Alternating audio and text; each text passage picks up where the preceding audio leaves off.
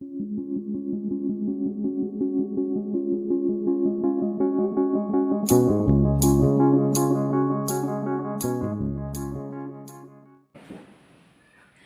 back to our channel CBC Tricks. Today we are going to learn geography.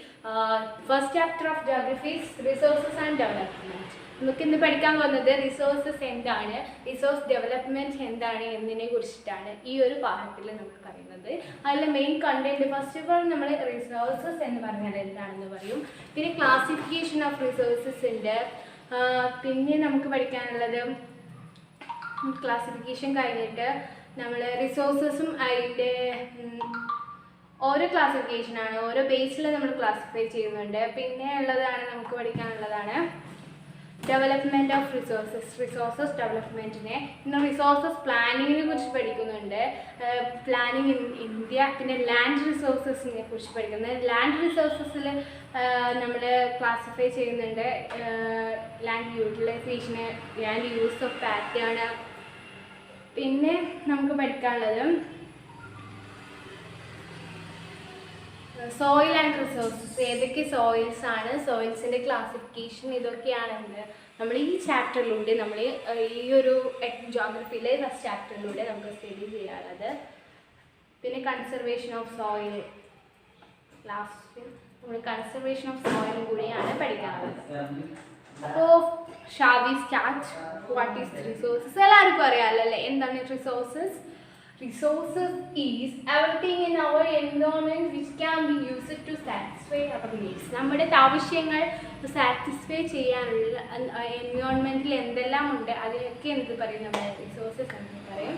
But അവിടെ ഒരു concept ഉണ്ട്, technologically accessible, technology ആയിട്ട് accessible ആയിട്ടുള്ള resource ആയിരിക്കണം. എക്കണോമിക്കലായിട്ട് feasible ആയിരിക്കണം. പിന്നെ കൾച്ചറലായിട്ട് ആക്സെപ്റ്റബിൾ ആവും വേണം. ഇങ്ങനെയുള്ള ഒരു തിങ്ങിനെ നമ്മൾ എന്ത് പറയുന്നത്, റിസോഴ്സസ് എന്ന് പറയുന്നത്. എന്താണ്? once more we can say that everything in our environment which can be used to satisfy our needs and is technologically accessible, economically feasible and culturally acceptable is termed as resources. ഇതിനെയാണ് നമ്മൾ എന്ന് പറയുന്നത് resources എന്ന് പറയുന്നത്. ഏറ്റവും വലിയ resources, ഈ ഒരു എർത്തിലുള്ള ഏറ്റവും വലിയ റിസോഴ്സസ് എന്ന് പറയുന്നത് ഹ്യൂമൺ ആണ്. ഹ്യൂമൺ എന്ന് പറയുന്നത് ഏറ്റവും വലിയ റിസോഴ്സസ് ആണ്. കാരണം ഹ്യൂമൺ അല്ലാതെ ഇവിടെ ഒരു റിസോഴ്സസ് ഹ്യൂമണിനെ കഴിഞ്ഞിട്ട് ബാക്കി എല്ലാ റിസോഴ്സുകളും. കാരണം ഹ്യൂമൻ എഡ്യൂക്കേഷൻ ഹ്യൂമൻ്റെ ഒരു റിസോഴ്സസ് ആണ്. പിന്നെ ഹ്യൂമൻ്റെ റിസോഴ്സസ് ആണെന്ന് പറഞ്ഞാൽ അവരുടെ കഴിവ്, അതായത് എബിലിറ്റി ഒരു റിസോഴ്സസ് ആണ്. അതുപോലെ ഹ്യൂമണിൽ എന്തെല്ലാം ഉണ്ട് അതൊക്കെ എന്താണ്, റിസോഴ്സസിൻ്റെ ഭാഗമാണ്.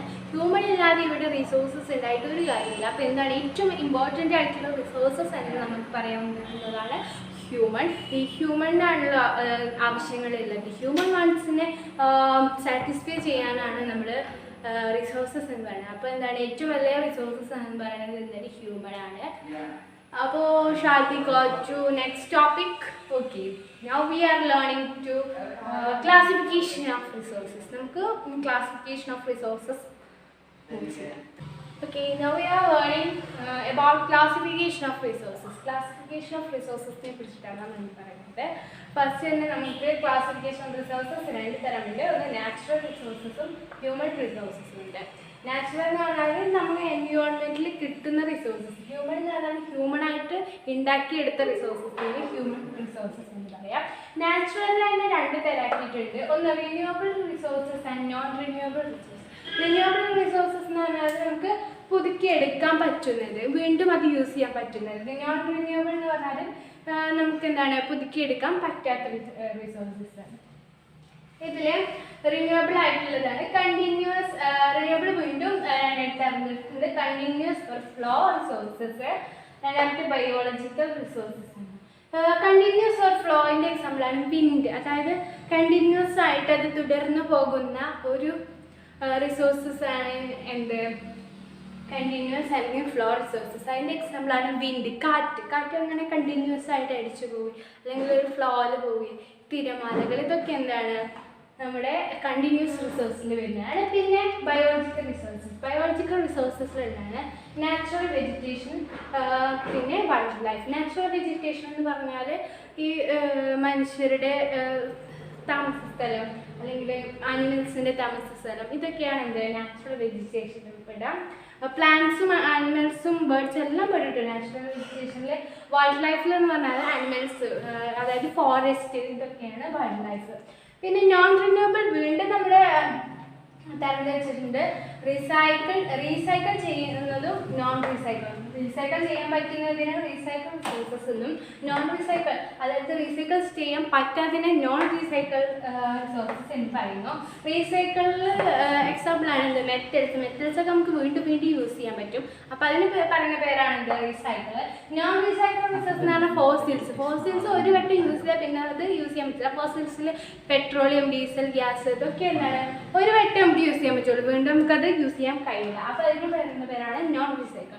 ഇനി ഹ്യൂമൻ റിസോഴ്സസിൽ തന്നെ രണ്ട് തരമുണ്ട്, സ്ട്രക്ചേഴ്സ് ആൻഡ് ഇൻസ്റ്റിറ്റ്യൂഷൻ. രണ്ടാമത്തെ quality and quantity. Structures and institution ആണ് ബിൽഡിങ്സ്, ഈ ഹ്യൂമൻസ് ഉണ്ടാക്കിയ ബിൽഡിങ്സ്, കാര്യങ്ങൾ, ഹൗസ് എല്ലാതും എന്താണ് റോഡ്, ഇതൊക്കെ എന്താണ് സ്ട്രക്ചേഴ്സ് അല്ലെങ്കിൽ ഇൻസ്റ്റിറ്റ്യൂഷൻ റിസോഴ്സസ് ആണ്. ക്വാളിറ്റി ആൻഡ് ക്വാണ്ടിറ്റി റിസോഴ്സസ്, അതായത് ഒരു പ്രൊഡക്റ്റിൻ്റെ ക്വാളിറ്റി എത്രത്തോളം ക്വാളിറ്റി ഉണ്ട്. ഇപ്പോൾ നമ്മളൊരു ഡ്രസ്സ് ആണെങ്കിൽ ക്വാളിറ്റി നോക്കിയിട്ടില്ല, ഒരു ഇതാണ് റിസോഴ്സസ് ആണ് ക്വാളിറ്റി റിസോഴ്സ്. ക്വാണ്ടിറ്റി ഇത്ര ക്വാണ്ടിറ്റി, അതായത് വെയിറ്റ്, അതിൻ്റെ വെയിറ്റ് മെഷർ ചെയ്തുകൊണ്ടുള്ള റിസോഴ്സസിനെ പറയുന്ന പേരാണ് ക്വാണ്ടിറ്റി റിസോഴ്സസ്. ഇത്രയാണ് നമ്മുടെ ക്ലാസിഫിക്കേഷനിൽ ഹ്യൂമൻ ആൻഡ് നാച്ചുറൽ റിസോഴ്സസിൻ്റെ ക്ലാസിഫിക്കേഷനിൽ. ഇത് നമുക്ക് ഓരോ ബേസിസിൽ പഠിക്കാനുണ്ട്, അതായത് on basis of origin, on the basis of accessibility, on the basis of ownership and on the basis of status of development. ഇതിനെ കുറിച്ചിട്ടും റിസോഴ്സസ് വീണ്ടും ക്ലാസിഫൈ ചെയ്തിട്ടുണ്ട്, അതിനെ കുറിച്ചിട്ട് പഠിക്കാനുണ്ട്. നമുക്ക് നെക്സ്റ്റ് അതിലേക്ക് മൂവ് ചെയ്യാം. Going to move on the classification of resources on the basis of origin.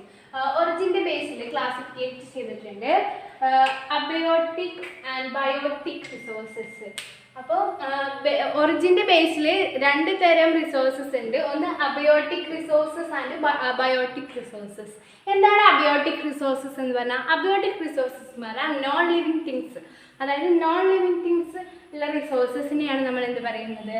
Abiotic resources എന്ന് പറയുന്നത്. ബയോട്ടിക് റിസോഴ്സസ് എന്നാണ് ലിവിങ് തിങ്സിനെ കുറിച്ചിട്ട് പറയുന്നതാണ് ബയോട്ടിക് റിസോഴ്സസ്. അതായത് ഹ്യൂമൻ ഒക്കെ എക്സാമ്പിളാണ് എന്തിൻ്റെ biotic resource. Human beings, flora and fauna. Flora and fauna അറിയോ? ആനിമൽസ് ആൻഡ് ബേർഡ്സ്, ഇതിനാണ് flora and fauna. Animals and പ്ലാന്റ്സിനെയാണ് ഫ്ലോറ ആൻഡ് ഫൗന എന്ന് പറയുന്നത്. അപ്പോൾ ലിവിങ് തിങ്സ് ഉള്ള റിസോഴ്സസിനെ പറയുന്നത് ബയോട്ടിക്കും, നോൺ ലിവിങ് തിങ്സ് ഉള്ള റിസോഴ്സസിനെ പറയുന്നത് അബയോട്ടിക്കും. അതിൻ്റെ എക്സാമ്പിൾ മെറ്റൽ, റോക്സ്, ഇതൊക്കെ എക്സാമ്പിളാണ് ഇതിൻ്റെ അബയോട്ടിക്കിൻ്റെ. പിന്നെ രണ്ടാമത്തെ ക്ലാസിഫിക്കേഷനാണ് on the basis of exhaustibility. എക്സോസിബിലിറ്റിൻ്റെ ബേസിസിൽ റിസോഴ്സിനെ രണ്ടായി തിരഞ്ഞെടുക്കപ്പെട്ടിട്ടുണ്ട്, ഒന്ന് renewable resources and non renewable resources. അത് നമ്മൾ നാച്ചുറൽ റിസോഴ്സസിൽ പറഞ്ഞതാണ്, റിന്യൂവബിൾ റിസോഴ്സസും നോൺ റിന്യൂവബിൾ റിസോഴ്സസിനെ കുറിച്ചിട്ട്. റിന്യൂവബിൾ റിസോഴ്സസ് എന്ന് പറഞ്ഞാൽ that resources which can be renewed or reproduced by physical, chemical or mechanical process are known as renewable or replenishable resources. ഇനി നോൺ റിന്യൂവബിൾ റിസോഴ്സസ് എന്ന് പറഞ്ഞാൽ it occur a very long geographical time and the resource take millions of years in the formation. അതായത് renewable resources എന്ന് പറഞ്ഞാൽ റിസോഴ്സസിനെ വീണ്ടും നമുക്ക് use ചെയ്യാൻ പറ്റും, അതായത് വീണ്ടും റീപ്രൊഡ്യൂസ് ചെയ്തിട്ട് അത് വീണ്ടും നമുക്ക് ഉപയോഗിക്കാൻ പറ്റും. അതായത് മെക്കാനിക്കലായിട്ടോ അല്ലെങ്കിൽ കെമിക്കലായിട്ടോ ഫിസിക്കലായിട്ടോ ഇതിനെ ഉപയോഗിക്കാൻ പറ്റുന്ന റിസോഴ്സസിനെ പറയുന്ന പേരാണ് റിന്യൂവബിൾ റിസോഴ്സസ് അല്ലെങ്കിൽ റീപ്ലെനിഷബിൾ റിസോഴ്സസ്. അതിൻ്റെ എക്സാമ്പിൾസ് എന്ന് പറയുന്നത് സോളാർ, വിൻഡ്, ഇതൊക്കെ ഇതിൻ്റെ എക്സാമ്പിളാണ്. എന്താണ് സോളാർ, വിൻഡ്, ഇതൊക്കെ റിന്യൂവബിൾ റിസോഴ്സസിൻ്റെ. നോൺ റിന്യൂവബിൾ എന്ന് പറഞ്ഞാൽ അത് കൂടുതൽ ടൈം എടുക്കും, കൂടുതൽ ടൈം എടുത്തിട്ട് അതിനെ വീണ്ടും നമുക്ക് റീപ്രൊഡ്യൂസ് ചെയ്യാൻ പറ്റുള്ളൂ, അല്ലെങ്കിൽ വീണ്ടും അത് റീസൈക്കിൾ ചെയ്യണമെങ്കിൽ കുറേ ടൈം എടുക്കും. അപ്പോൾ it is impossible to do it. അതുകൊണ്ട് തന്നെ അതിൻ്റെ എക്സാമ്പിൾസ് ആണ് മിനറൽസ് ആൻഡ് ഫോസിൽ ഫ്യൂവൽസ്. മിനറൽസും ഫോസിൽ ഫ്യൂവൽസും ഒക്കെയാണ് എക്സാമ്പിൾ.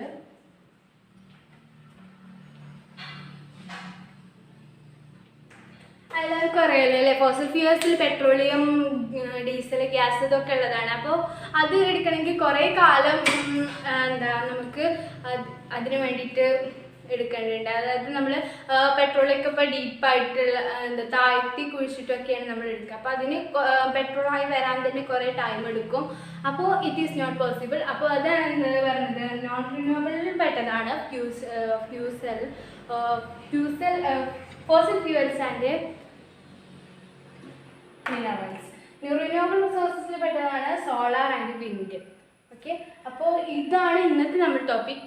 ഇന്ന് നമ്മൾ ഇതോടുകൂടി അവസാനിപ്പിക്കുകയാണ്. അപ്പോൾ bye from my channel, and next വീഡിയോയിൽ വേറൊരു വീഡിയോയുമായി